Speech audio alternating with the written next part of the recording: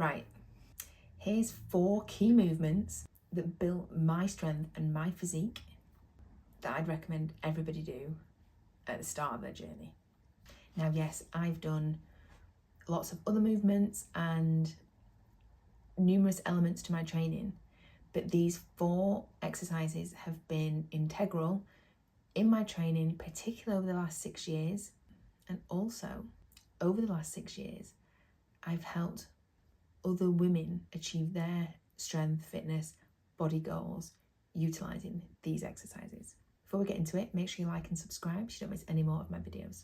Now, the problem is there's so much information out there, and you might see the influencers with the banging bodies telling you to do X, Y, and Z, to build your glutes, to build this, to do that. And I'm all for it. There are so many amazing exercises out there. Cable kickback, for instance. Absolutely love a cable kickback, but I wouldn't be doing a cable kickback without first building this baseline foundational strength. And that is what I'm talking about today. It's all about nailing the basics first and then keeping those as a constant throughout your training. So it's not that you only have to do these 4 exercises forever, but they should form part of your training long term. And then, yeah, you bring other exercises in, you can do variations, all that stuff. But the key thing I feel with these exercises is that it builds a level of foundational strength. You get body awareness. You know where everything should be going.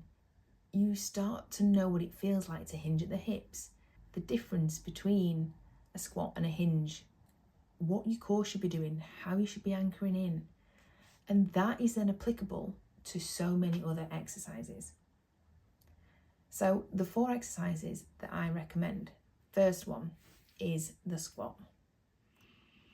I mean, it's an exercise that we do on a daily basis. If you're sitting down, you're squatting.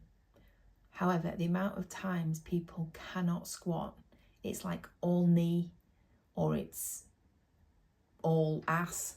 There's no in between. And learning how to squat effectively and efficiently, it's maybe not the best exercises to build your quads or the best exercise to build your glutes, but in terms of baseline strength, it is an epic movement. It's full body, and you can start simple body weight. You can then progress to a goblet squat. You can utilize a barbell. You can do different variations. And then once you've mastered that squat pattern and you feel comfortable, you can then do other variations. You can start doing single leg Bulgarian split squats. Other things become easier once you've got that foundational movement. So I would always recommend a squat variation for anyone to build foundational strength at any point in their journey. Then we've got the deadlift.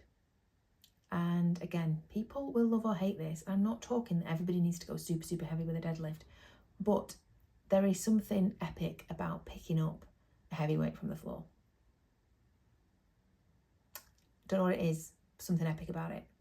And again, with the deadlift, you're learning how to hinge at the hips. So that carryover to other exercises is essential. And if you're doing squats and deadlifts, you are learning the difference between what a squat pattern is and what a hinge pattern is. Because so many times you ask somebody to hinge and they squat, or you ask them to squat and they hinge.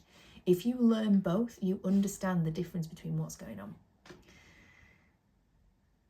Deadlifts, again, there's so many variations. Once you've nailed what it feels like, how to use, again, your whole body. And I'm not saying the deadlift is a great exercise in order, again, to build your glutes or your hamstrings or your back, what it can be used for. I'm not saying that. I'm saying building foundational strength.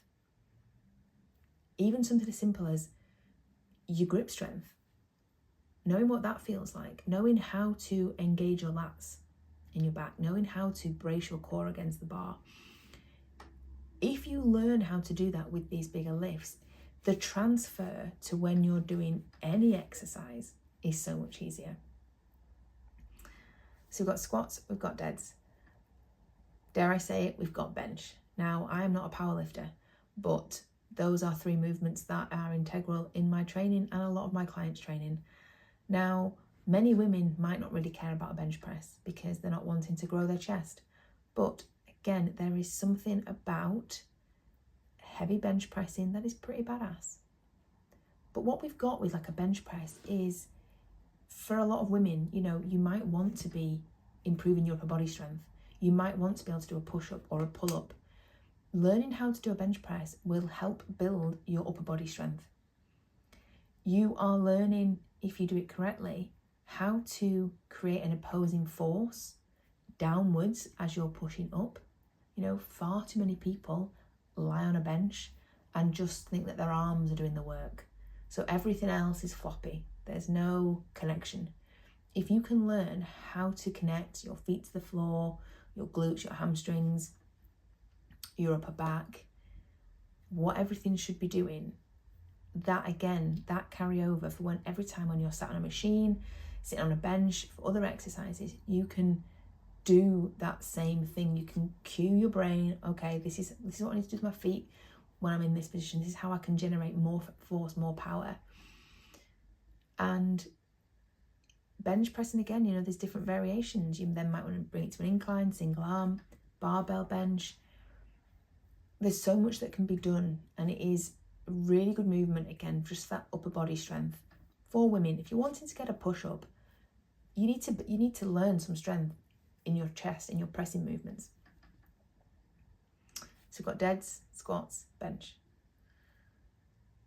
The fourth one is a row. Now, when I was trying to think about, you know, the real 4 key movements, I love my lower body, so I'm always like, you know, thinking about those. And I was trying to think, well, you know, like I love pull-ups and, you know, what was integral for that. But again, learning a single arm row, it'll teach you so much. And again, a heavy single arm row is, you know, epic. You're going to feel great when you're like rowing that heavy dumbbell. You will feel great. And again, the thing with a row is your body positioning. You're learning core control. You're learning, you know, sometimes again, you're going to be anti-rotation. You're trying not to rotate too much through your torso. Sometimes with a row, you are doing that. You know, you can learn both. How is your core working with the movement? I like to do a dumbbell row, both feet on the floor, 3 points of contact, and, you know, you're using that hinge position again, but you're also knowing what it feels like to utilize your body to take up space, to create a solid base in order to do your movement from. One of the most common things I see in the gym with women is they are afraid to take up space. They sit ladylike on machines, their legs, you know, everything's very close together, everything's very small, very meek. And actually what's often required is you need to create a solid base of support. You need to plant your feet widely. You need to take up space in that area. So yes, from a movement perspective, it's really effective, but also just to teach you how to take up space generally, how to use strength training to have more confidence and feel better in yourself. So a row, and again, the carryover, you know, you might want to do barbell rows. I also like doing things like inverted rows. But then, you know, once you've mastered that single arm, doing things like cable rows, single arm cable rows, the crossover is huge. But if you learn that movement pattern and what should be going on, where your body positioning should be, you are going to build epic foundational strength.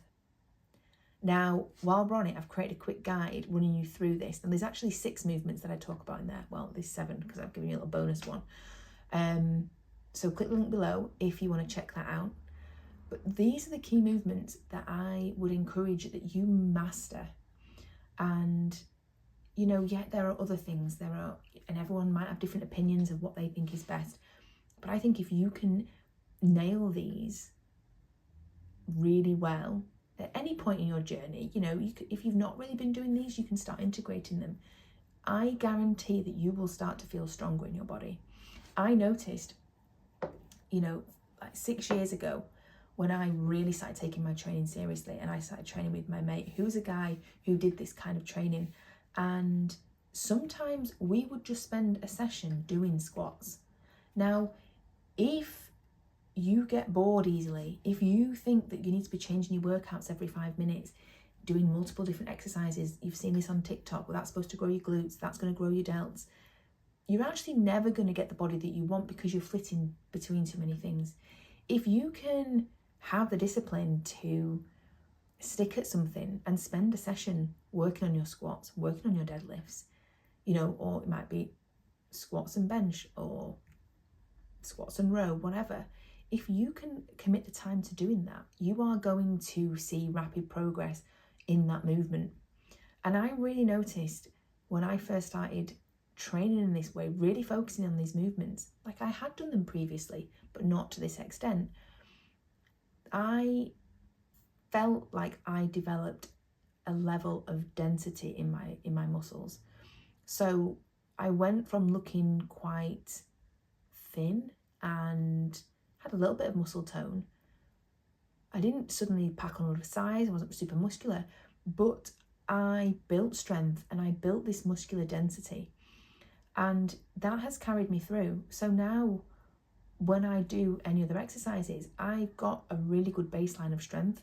I've dropped body fat recently and I've maintained pretty much the majority of my strength, and I attribute that to the consistency in these movements.